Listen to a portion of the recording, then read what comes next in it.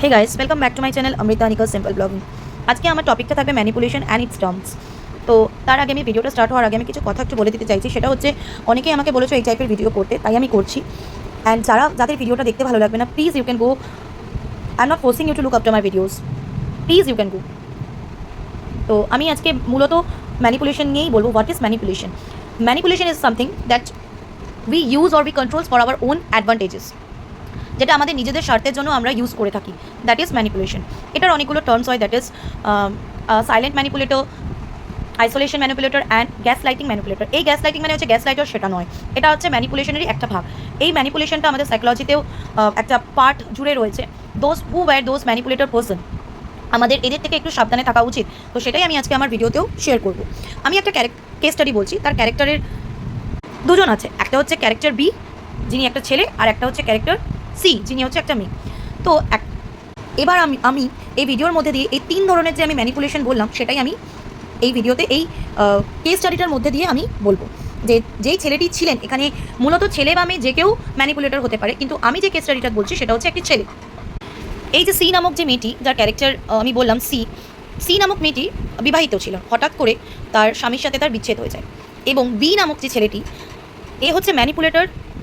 এ সবসময় যাদের ব্রেকআপ হয় এবং যাদের সাথে মানে যারা ব্রেকআপ করেছে তাদেরকে গিয়ে ও সিম্পাথাইজ করে। ঠিক এখানেও আমরা এই জিনিসটাই দেখব।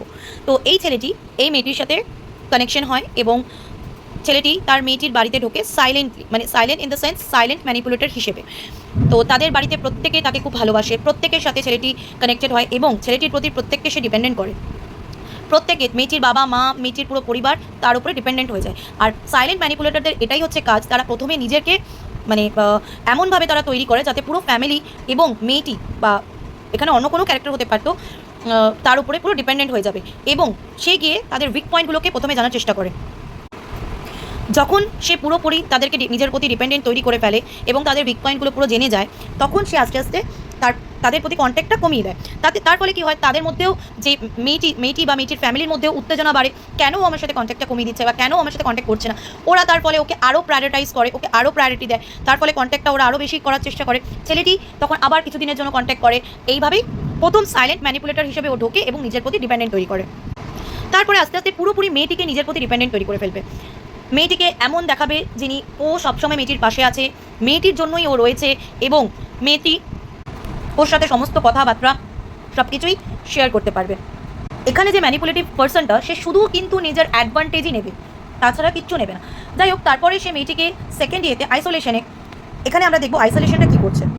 তারপরে সে মেয়েটিকে পুরোপুরি নিজের ওপরে করে নেয়, নিজের প্রতি ডিপেন্ডেন্ট করে নেয় এবং মেয়েটিকে এমনভাবে ও ভরসা দেয় যে ও সবসময় মেয়েটির পাশে আছে।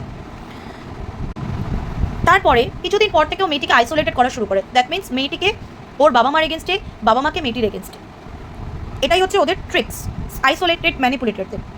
মেয়েটিকে আইসোলেশন করে দিয়ে ও এই ট্রিক্সটাই খেলবে বা খেলেছে, যাতে ও সেই জায়গাটা ধরে রাখতে পারে। ও যে ইম্পর্ট্যান্ট একটা ব্যক্তি সেই পরিবারের, নিজেকে প্রমাণ করেছে, সেই জায়গাটা যেন ওর বাবা মাও ডিপেন্ডেন্ট থাকতে পারে, মেয়েটিও ডিপেন্ডেন্ট থাকতে পারে।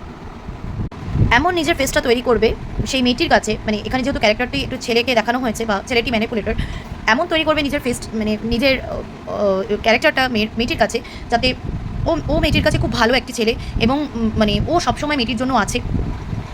মেয়েটি ওকে ভুল বুঝছে, ও নিজের ফেসটা এমনভাবে তৈরি করবে মেয়েটির কাছে, ওই সব ও না হলে মেয়েটি কিছুই না। এবং আস্তে আস্তে তখন মেয়েটাকেও আইসোলেট করার পরে ও মেয়েটাকে মেয়েটার উইক পয়েন্টসগুলো দেখানো শুরু করবে, মেয়েটাকে একা করার চেষ্টা করবে, মানে পুরোপুরি মেন্টালি এবং ইমোশনালিও ও আস্তে আস্তে মেয়েটিকে হার্ট করা শুরু করবে। যেহেতু ওর পরিবারদের কিছুটা ও সফলতা পেয়েছে, দুটো মানে বাবা মা এবং মেয়েটি, বাবা মার তরফ থেকে বাবা মা ওর ছেলেটির উপরে ডিপেন্ডেন্ট, মেয়েটির তরফ থেকে মেয়েটি ডিপেন্ডেন্ট। সুতরাং ও আস্তে আস্তে কী করবে, মেয়েটিকে যখন আইসোলেট করে ফেলবে তখন ও মেয়েটির উইক পয়েন্টসগুলো দেখানো শুরু করবে। তারপরে ও বিভিন্ন টার্মস অ্যান্ড কন্ডিশনস মেয়েটির ওপরে অ্যাপ্লাই করবে। এখানেই আমরা পড়ছি হচ্ছে গ্যাস লাইটিং।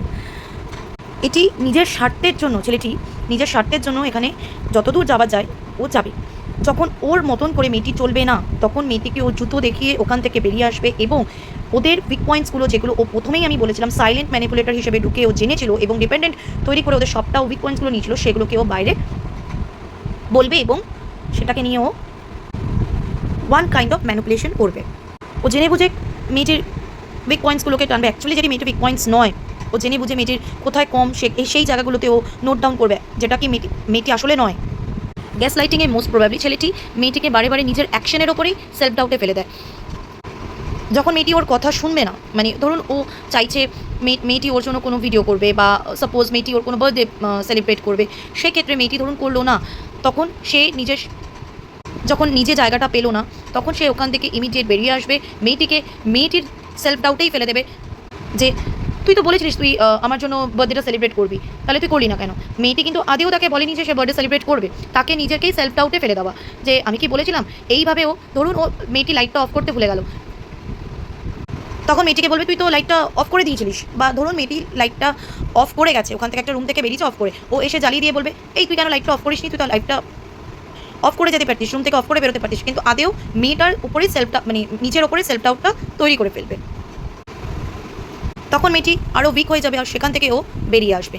ম্যানিপুলেটরদের থেকে মানে সবসময় আমাদের অ্যাওয়্যার থাকতে হবে, সাবধানে থাকতে হবে। এরা কিন্তু ভীষণ ডেঞ্জারাস টাইপ অফ পার্সন হয়। এরা যে কোনো ফ্যামিলিতে সুচ হয়ে ঢুকবে, ফাল হয়ে বেরোবে। এটা সাইকোলজিতে একটা বিশাল টার্ম আমরা পড়ে থাকি, ম্যানিপুলেটিভ পার্সন। তো আমি এখানে প্রত্যেকটা ছেলে মেয়েকেই বলবো, মেয়েরাও ম্যানিপুলেটর হয়, ছেলেরাও ম্যানিপুলেটর হয়। আমার এই মেসেজটা যদি ভালো লাগে, এই কেস স্টাডিটা যদি ভালো লাগে, প্লিজ স্প্রেড ইট আউট। এরকম টাইপের ম্যানিপুলেটর আমরা অনেক দেখেছি বা দেখবো, যে নিজের স্বার্থে অন্যকে ইউজ করে তাকে আবার ফেলে দেওয়া। ম্যানিপুলেটর পার্সনরা বেসিক্যালি ডাউটের ওপরে ছেড়ে দেয় অপোনিয়ন পার্সনকে, মানে যেই পার্সনটার বিরুদ্ধে ওরা করছে, মানে যাকে ইউজ করতে ওরা চাইছে, তাকে ওরা ডাউটেই ফেলে দেবে। ম্যানিপুলেটর পার্সনরা দয়া করছে দেখাবে, মানে সবসময় এমন একটা ভাব দেখাবে তারা দয়া করছে তোমার সাথে থেকে, তোমাকে সহানুভূতি দিয়ে আমি দয়া করছি তোমার উপরে। তো আমি আশা করবো এরকম পার্সনদের থেকে আমাদের নিজেদের একটু হলেও গুটিয়ে নেওয়া উচিত, আর অ্যাওয়্যার থাকা উচিত। এরকম পার্সন অনেক জায়গায় আমরা দেখে থাকি। সো আমি বলবো সবাইকে, B aware of this type of person, stop keeping connection with this type of person. তারা নিজের স্বার্থের জন্য অনেক কিছুই করতে পারে, শুধু নিজের নিডস ডিজায়ার সব কিছু ফুলফিল করার জন্য তারা অনেক দূর অবধি যেতে পারে। সো মানুষকে তারা ইউজ করে থ্রো আউট করে দেবে, জাস্ট ইউজ অ্যান্ড থ্রোর মতন। So be aware of this. Thank you.